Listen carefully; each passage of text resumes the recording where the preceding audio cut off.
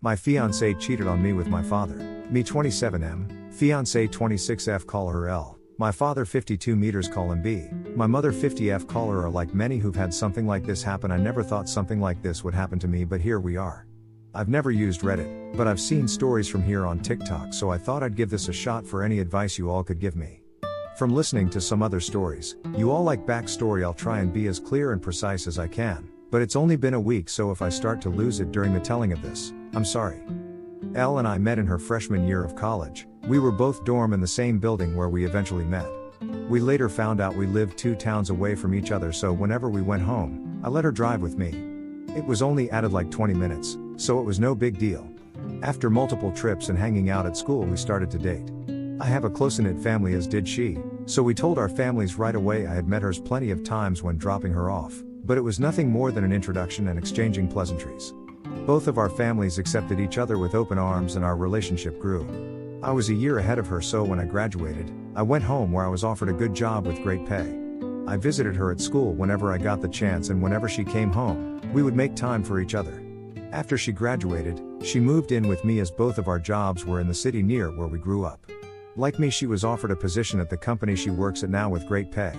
After living together for about 3 years, I proposed, and we have been planning our wedding since. Now on to the part you're all reading for. Looking back, there was plenty of things I overlooked that I just wrote off, thinking my father was just trying to welcome my ex into our family. Things like my father calling her all the time, and if I was around, they would just tell me they were talking about the upcoming family party or something along those lines.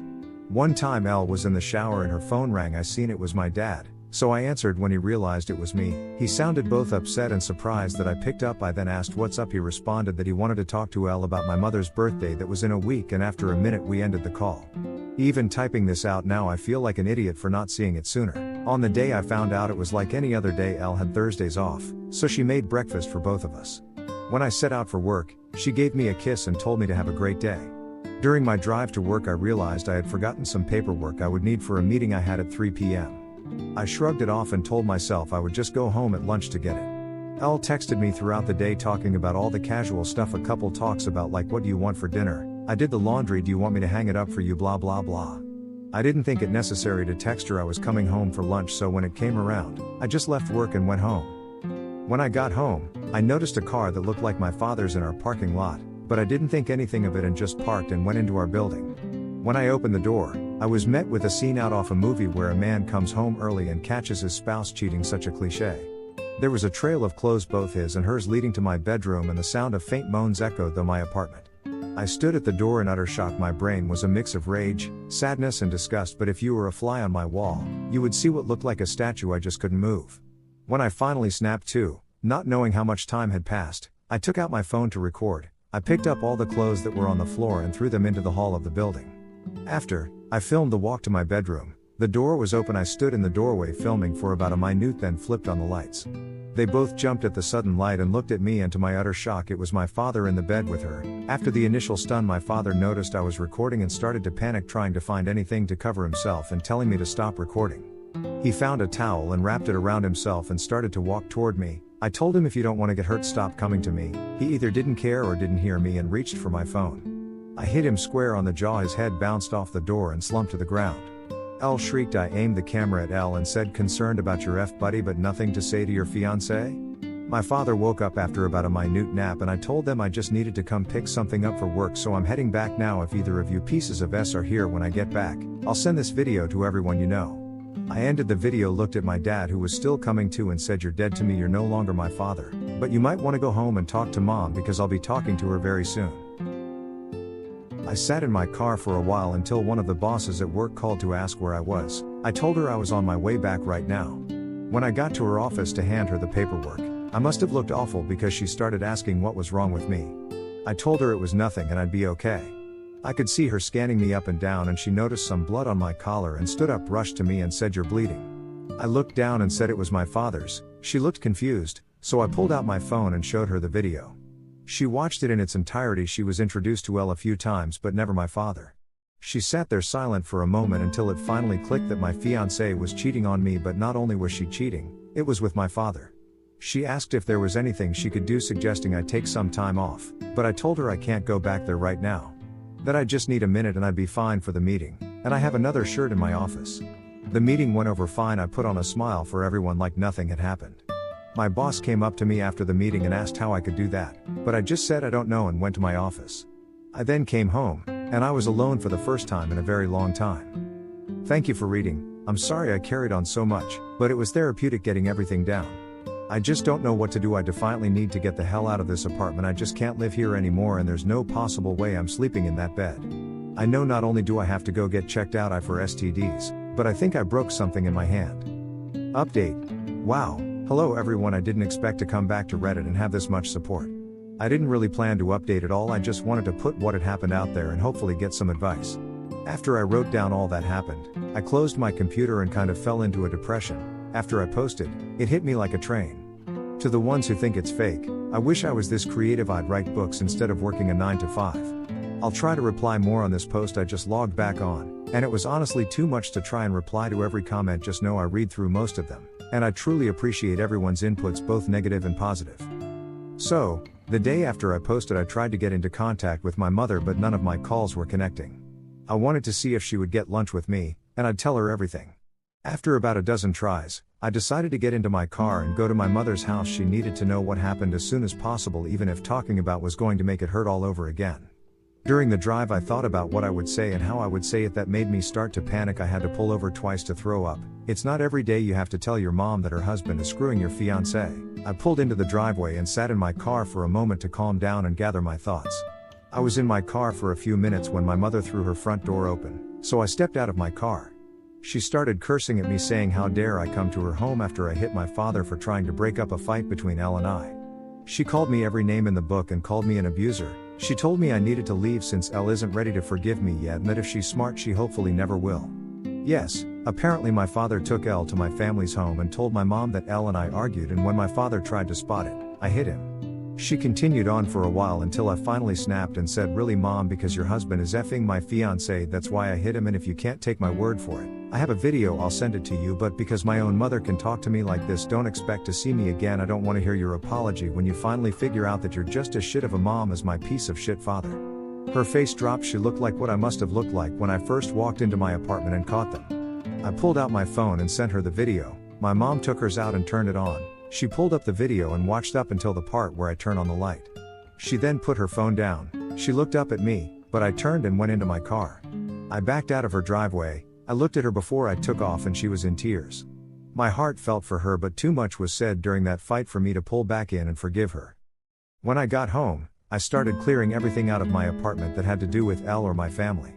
I boxed all of Elle's things up and put them next to the front door. Legally this has been her place of residence, so I can't technically kick her out. Her name isn't on the lease. Also, she's the type of person who shies away from conflict, and if she returns other than to pick her things up, there will be plenty of conflict.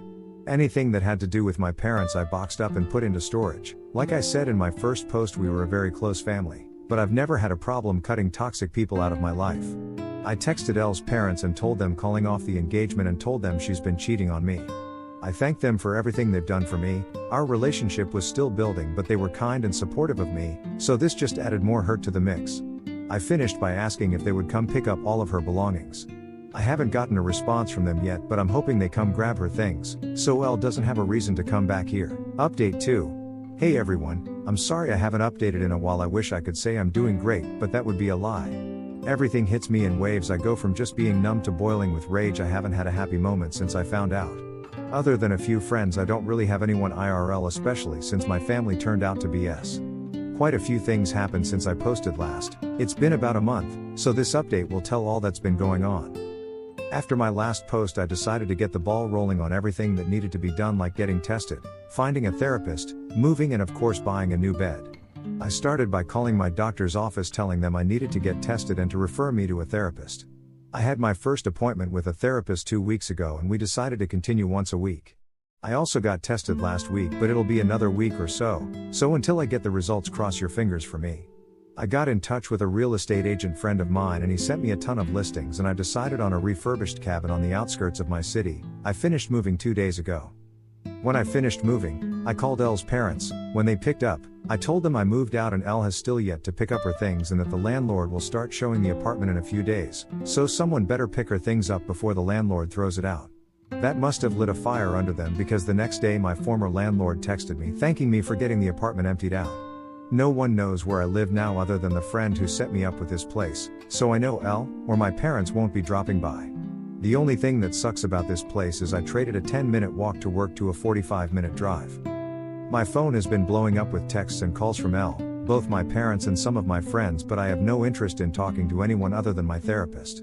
At work I've been a ghost. I go and get my work done and leave. On the rare occasion I have to talk to someone, I put on my fake smile and pretend everything is okay. My boss from my previous post has been trying to check in on me more, but I don't really tell her anything either. I just tell her I appreciate it, but I'll be okay. Truth is, I don't know if I'll be okay. I get that time heals and all, but I feel like that's only relevant when you're dealing with one issue, not when you lose who you thought were the 3 closest people in your life all at once. A huge part of me died and there's no chance of resuscitating it. The meetings with my therapist are going well. I suppose I've never done therapy before, so I have no reference on what good therapy is. We do get along all right, and she really seems genuine in wanting to help. The first session was us getting to know each other and delving into what brings me to her. Nothing in depth, but me just telling her what happened in my own words. The second session we went a bit deeper. She asked me about the relationship I had with my parents. I told her up until now it was great. We talked often and always communicated well when something was wrong, and that I grew up in a great home, but that all means nothing now. She asked why I cut my mother out of my life. I told her she said things to me I wouldn't say to someone I despised, then told her there's no way she can come back from that. At the end of our last session, I gave her the link to my page on here so she can read more about how I feel and what's going on in my head. I feel like it's easier to type things out than it is to speak it. So, if you're reading this, hi doc. For now, I'm still miserable. I thought I'd be okay by now, not necessarily happy but okay. I know some of it is my own fault not communicating to my friends, but when I think about responding to them it just seems so exhausting. I know they'll want to get together or come to my new place, but I just don't have the energy to be around them. Until I do, I'll work, go to my appointments and sit on my back deck sipping on some bottom shelf whiskey and try to enjoy this beautiful view. I haven't hunted since high school, so maybe I'll take that up again now that I can hunt from my back porch. Thank you all for reading this far. Final update. Hey everyone, sorry I've been MIA for a while now. I'm writing this update to let you all know I'm alive and to give you the lowdown of what's been happening as of recent. First, I want to apologize to those who've worried about me the past few months. After my last post I was nowhere near okay, so I pulled back from everything. I secluded myself in order to heal and cope with what is now my life. I want you to know every comment and message didn't fall on deaf ears. I took all of your positive feedback and advice and worked through my problems. So, to the people who've supported me though this truly, thank you. I can't stress it enough. When I was at the lowest I've ever been, it was internet strangers that were there for me, so again, thank you all. In my last post I was doing things like getting tested for STDs and trying to restart my life. I'm happy to inform you all I am clean and couldn't be more relieved. I am fully moved into my new place. When I told you all about my new place, I told you it was a refurbished cabin. Well, I might have been a little generous. It was refurbished almost 25 to 30 years ago, so it was a bit dated. Well, with all my newfound free time I decided to actually refurbish it, and all that's left to do is paint the guest room I turned into an office. The only thing I didn't do myself was the electric and plumbing, because I have no clue how to do it and have zero interest in being shocked or putting my hand in a shit-covered pipe. Doing all the work has been incredibly stress-releasing and has helped me clear my head. I still see my therapist once a week. To all those who suggested it, you probably saved my life, so thank you. Being able to vent, get my frustrations out and get the advice I need has been better than anything in my life, past or present. I'm still working at the same company. I've become more open with some of my coworkers that I'm closer with and my boss from my previous posts due to the advice from my therapist. Also, due to her and some of your advice, I've reached out to my friends and have slowly been reintegrating into the group again. Now on to the update with what's been going on between my family and ex. I decided I was ready to have a talk with my mother, so a little over a month ago I unblocked her on my phone and reached out. I called and almost instantly she picked up the phone. I could tell through the tone of her voice she was panicking. Eventually, after reassuring it was me, I told her we should meet and talk. She agreed, and a day later we met at diner near her house. She was there before I was, and when she seen me, she started quietly sobbing. When I sat, she apologized over and over again, telling me she could only take their word because she never thought them getting together would ever happen. I told her while I appreciate her apology, the things she said to me were despicable and something no mother should ever say to their child, and it showed me exactly what she thought of me. She cried harder and promised it's not true that when she was told I hit my father for no reason she was so angry, and when I showed up to the house, she just let her anger take over. Not wanting to go back and forth with her, I decided to move on. I said, speaking of that, Poss, what have you decided to do with him? She told me they've been separated, she just kicked him out, since the day after I sent her the video, and she immediately found a lawyer. Then we moved on to my ex. She said that when I pulled away, she went back into the house and threw them both out. She was too disgusted to look at them. We talked for about an hour in total, and before I left, I told her I was in a dark point of my life, and because of the things she said to me I didn't have my mother when I needed her, and because of that I don't know if I could have her in my life. I then told her I'm willing to work on my relationship with her, but it will be at my pace. She stopped me before I could leave and told me she has to tell me something important. I sat back down, and she said Elle is pregnant. Elle apparently showed up to the house and told my mom. She said she didn't know if it's mine or my father's. Elle asked if I had been in touch so she can let me know. Obviously, she hasn't, so my mom just sent her on her way. Well, that's about it for the update. I have a lot on my mind, not sure what to do or feel. Thank you for reading. Sorry for rambling on and on.